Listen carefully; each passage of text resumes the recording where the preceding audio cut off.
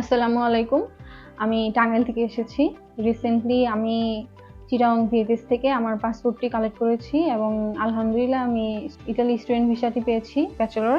And এটি হচ্ছে আমার স্টুডেন্ট ভিসা আলহামদুলিল্লাহ। Overall thank you Sunrise education কনসালটেন্সিকে আমার ফুল জার্নিতে আমাকে অনেক বেশি সাহায্য করার জন্য।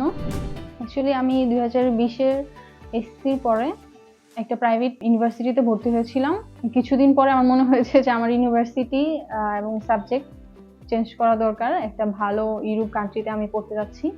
তো আমার হাজব্যান্ড 2023-এ এই কনসালটেন্সির থ্রুতে তিনি গিয়েছেন এবং তিনি এখনো সেখানে স্টাডি করছেন। তো আমি তার সাথে আলোচনার পরে সানরাইজ এডুকেশন কনসালটেন্সির নামটি জানতে পেরেছি এবং তাদের সাথে আমি যোগাযোগ করেছি।